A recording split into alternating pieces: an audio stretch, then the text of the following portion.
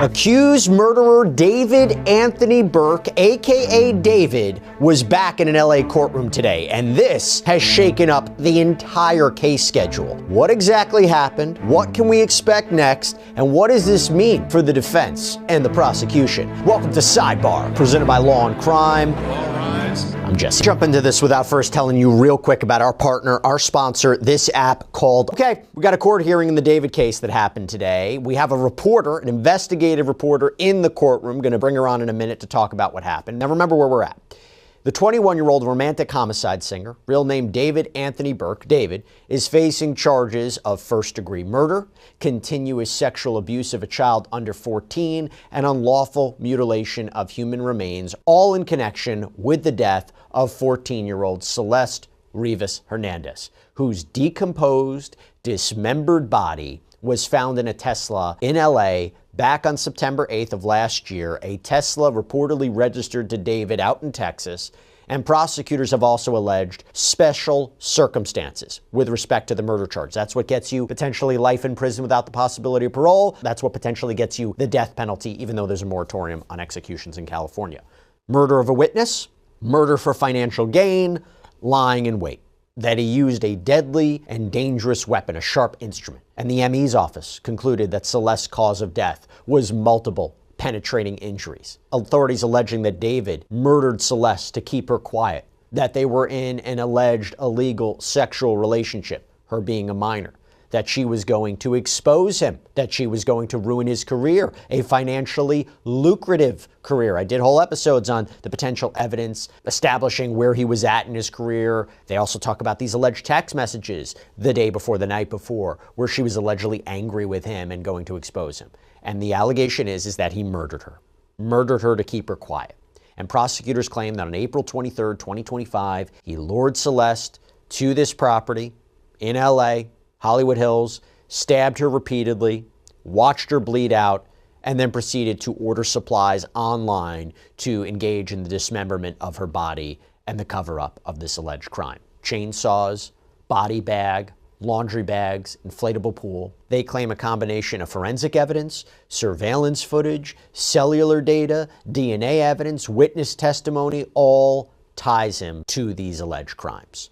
So what happened in court today? For that, let me bring on somebody who was in that courtroom today. Investigative reporter Julia Deng is with us. Julia, so good to see you. Thank you so much for coming on to talk about this. Really appreciate it.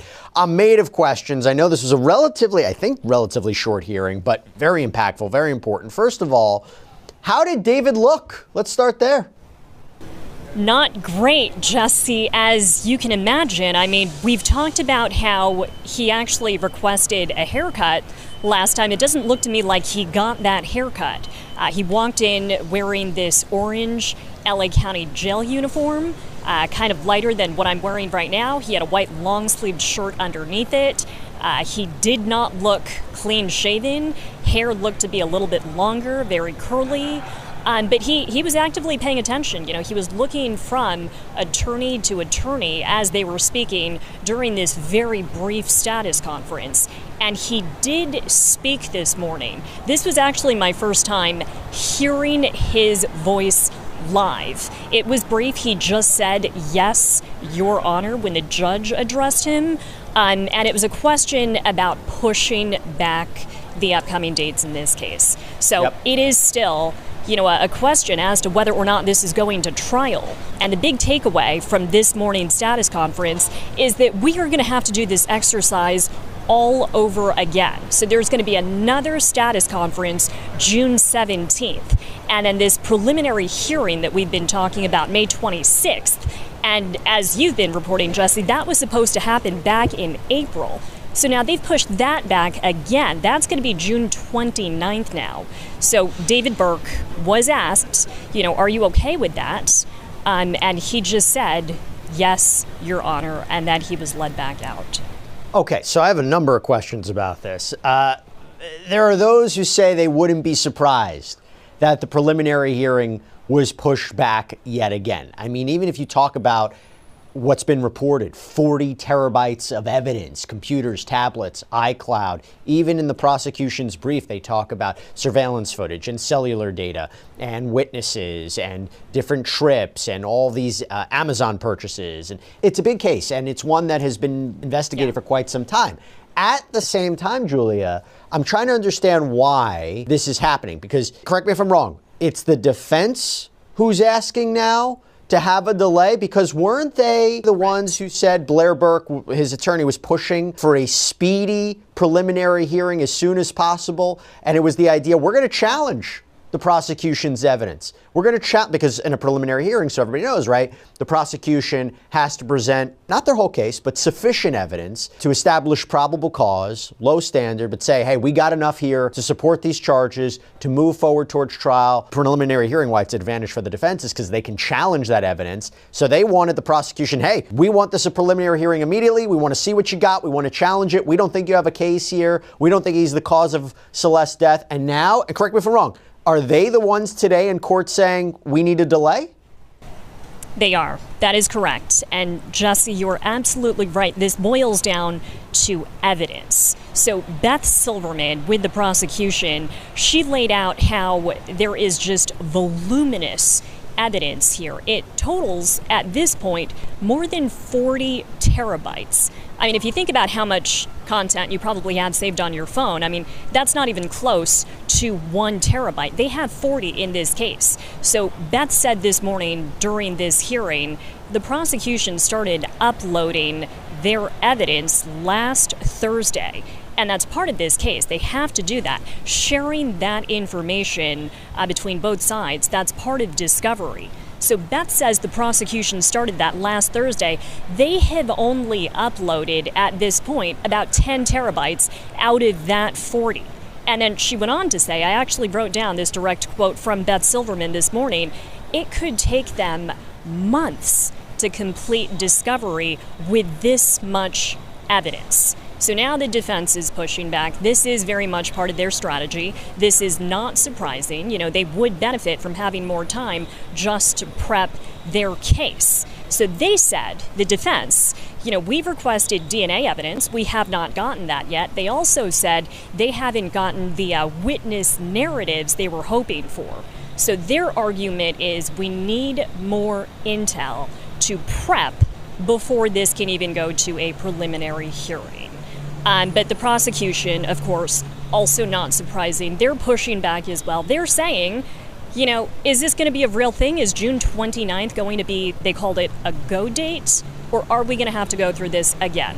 Push it back again. The judge was very stern about that. She said, you know, we have to be clear. If we're setting the date for June 29th this time, if this is going to be pushed back again, a fourth time now, you know, we have to get that motion in writing. Beth Silverman says this kind of thing can go on. She's, you know, in her experience, had this kind of thing go back and forth and be delayed for years. The judge saying this morning, she promises this is not going to go on for years. So I think June 17th is going to be a sure thing for this new status conference, and then June 29th.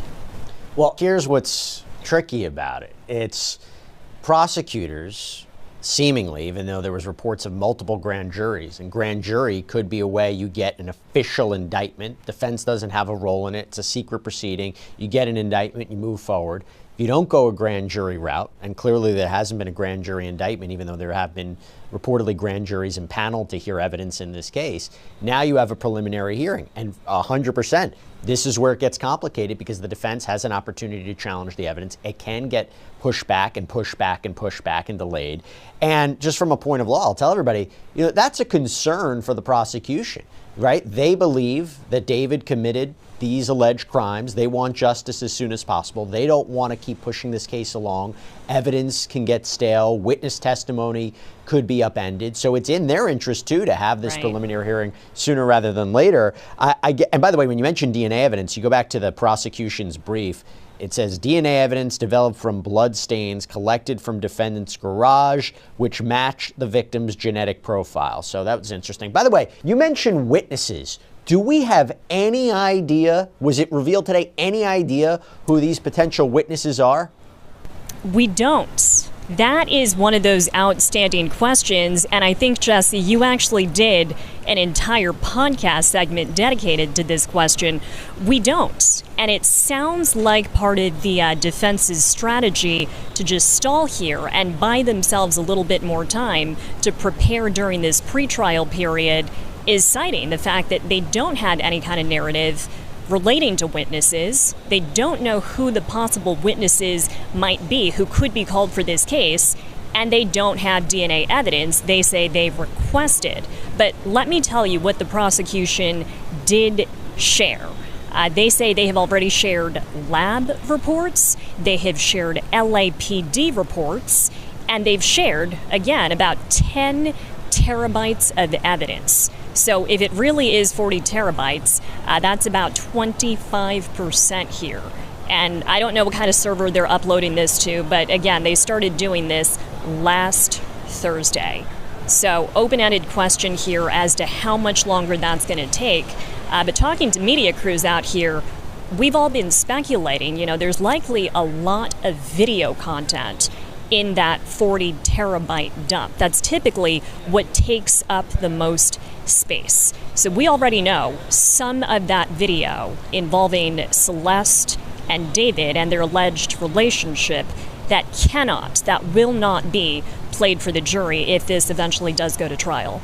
I'm so glad you mentioned that, because as we're understanding what this is, I remember in one of the initial hearings, the prosecution said they found a large volume of alleged child pornography on David's devices. Now, they didn't confirm that was 100% Celeste, but let's remember he is charged with a sex crime with respect to her. This alleged illegal sexual relationship is not only its own individual crime, but it goes to the murder charge. It goes to the special circumstances, because if they can prove he was having this relationship with her, didn't want it exposed, wanted to keep her quiet, she was threatening him, that goes into it. And of course, there's other digital data, there's cell phone data, there's surveillance footage. By the way, just taking a quick step back, since you're our eyes and ears there, was it a packed courtroom? Like, who else was there? Was there anybody in support of David? Was Nathan Hochman there, the Los Angeles County District Attorney? Who was in that courtroom today? It was largely media this morning. We did look around in the hallway before we even got into the status conference to see if perhaps he had any supporters. I know last time, during his last court date, David did have at least 2 friends, 2 supporters with him. There was no family present this morning, nobody for either David or Celeste. I think it was just the defendant with his uncut hair, his orange jumpsuit, and then defense attorneys. So it was largely media in the back 2 rows in this courtroom, prosecution, defense, and it went by very quickly. They started within 5 minutes of 8:30, the scheduled start time, very clear on directions, no cameras, no cell phones, and it wrapped up within about 10 to 15 minutes. And by the way, what was his interaction like with his defense attorneys? I saw a report, I think, could be wrong, but you'll correct me if I'm wrong. Did he wink at his defense attorney at one point? What was that interaction like? This is a fascinating human, Jesse. If I ever have an opportunity to interview David, I've got questions for this man. He seemed incredibly comfortable sitting there. I think he was resting his elbows on the table at one point. I mentioned earlier he was listening actively to the back and forth between prosecution and defense. He was looking from attorney to attorney. At one point, I think I saw him nodding along. He made eye contact with the judge. He spoke once when he was asked if June 29th would be a go date, a good rescheduled preliminary hearing date for him. He just said, "Yes, Your Honor." He spoke clearly. He did not seem shaken. He did not seem like a defendant being charged with first-degree murder. And that's not it. We're calling this a murder case, but there are 2 additional charges on top of that, including continuous sexual abuse of a child under 14. And then it's not just murder, it's mutilation of that murder victim's corpse. And I know we haven't delved into this yet today because we don't yet know if the DA is going to ultimately pursue the death penalty, but that's an option in this case because of the special circumstances on top of that murder charge. And I believe, Jesse, in the state of California, you only need one special circumstance to be eligible for the death penalty. In this case, it's not one, it's not two, it is three.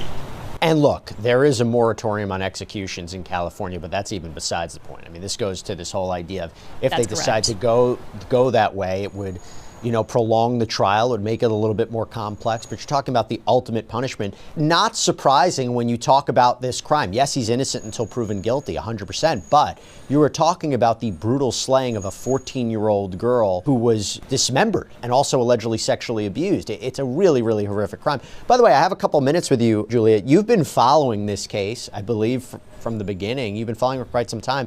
As you're in that courtroom and you're listening carefully to the discussions that's happening between the attorneys and the judge, what is your biggest questions that you want answered right now? What are you looking out for in terms of the evidence? I mean, thank you for talking about the episode we did on the witnesses. I think that's a crucial discussion, whether or not it's going to be somebody like Neo Langston, or it's going to be David's family, or it's going to be the Riverside County Sheriff's deputies, or it's going to be the medical examiner or members of the medical examiner's department. I mean, you tell me what you're looking out for, what you're keeping an eye to, an ear and an eye to as you're in court for these hearings.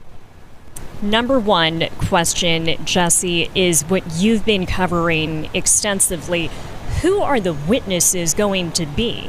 What is their testimony going to entail? I think another big question is relating to some of the more definitive language we've seen in the charging documents. How do prosecutors know, for example, that David stood by and watched Celeste bleed out? My big question is, was there some kind of home surveillance video that captured this?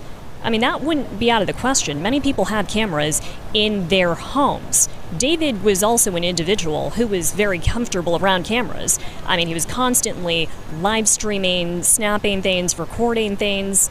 Could there be footage actually showing that act? And then I also want to point out, the wording of what defense attorneys have said. They're denying the charges. David has entered a not guilty plea on all of these counts. But they're saying that he was not the cause of her death. That raises the question, who was? Could there be somebody else involved? Could somebody else be charged?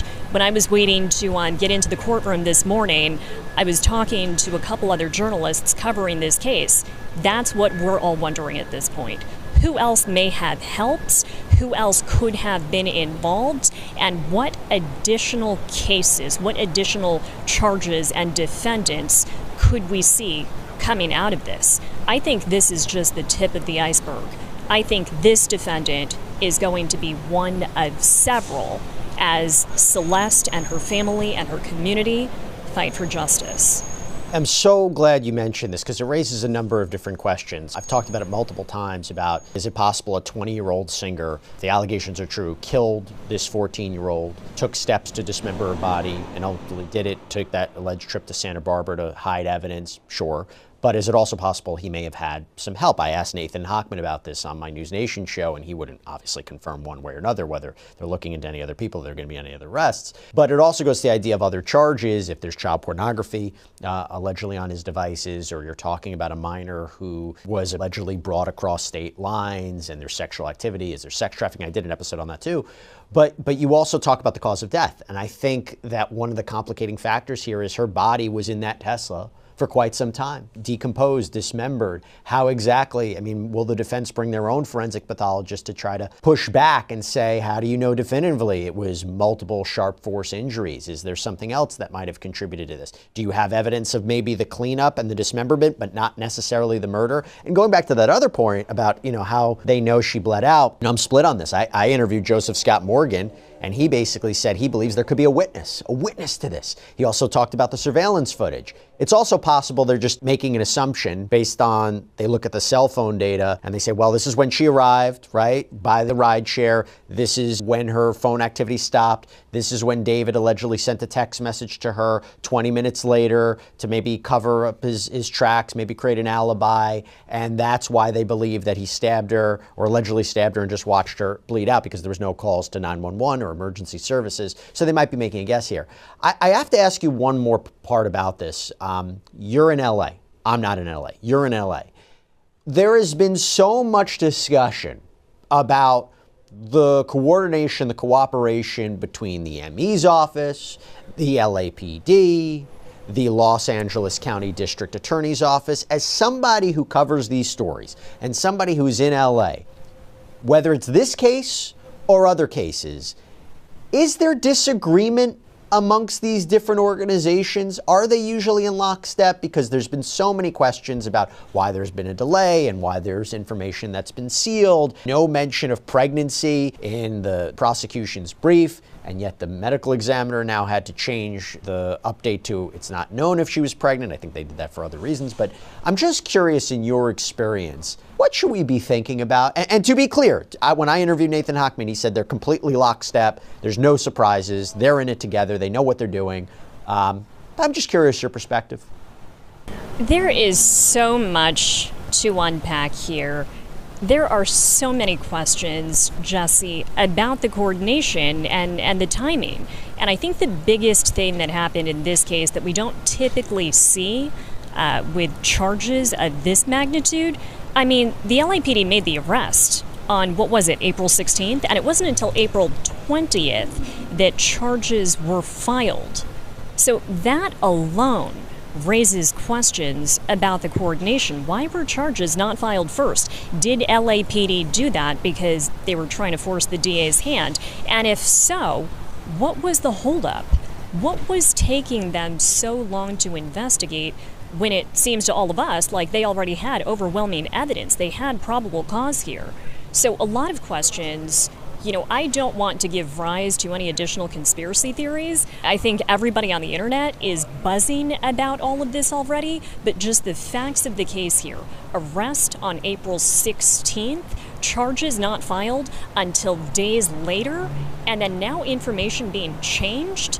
I think that part about Celeste not being pregnant and then that not being able to be definitively determined, that may have something to do with this state of decomposition. But that is one of the questions that I think you've debunked on this podcast. There does not appear to be any definitive evidence pointing to the fact that Celeste was pregnant. If that does emerge at some point, that for sure is going to add additional charges onto what is already a stunning and an incredibly disturbing case against David. Yeah, and just the final point before we wrap up, I'll say if prosecutors knew that she was pregnant, they would have 100% have included that. I mean, what better way to establish an alleged illegal sexual relationship to show he needed to allegedly keep her quiet, take the allegations are true. I mean, proof of pregnancy, they would definitely put that in there. Now, I will say, it seems to me, yes, because of the decomposition. Perhaps they can't definitively say that. And I think also they have to put unknown, considering the prosecutors say there were messages, text messages about pregnancy and Plan B and things like that. So I think the investigative portion of that is what led to it. Julia, thank you so much for taking the time. I really, really appreciate it. I would love for you to come back when we have the next hearing now in June, see what happens. But Julia Dang, thank you so much for taking the time. Great reporting. Thank you, Jesse. Talk soon. And that's all we have for you right now here on Sidebar, everybody. Thank you so much for joining us. And as always, please subscribe on YouTube, Apple Podcasts, Spotify, wherever you should get your podcasts. You can also check us out on NBC's Peacock as well. If you want to follow me, X, Instagram, my News Nation show, Jesse Weber Live, Monday through Friday, 11 p.m. Eastern. See you next time, everybody.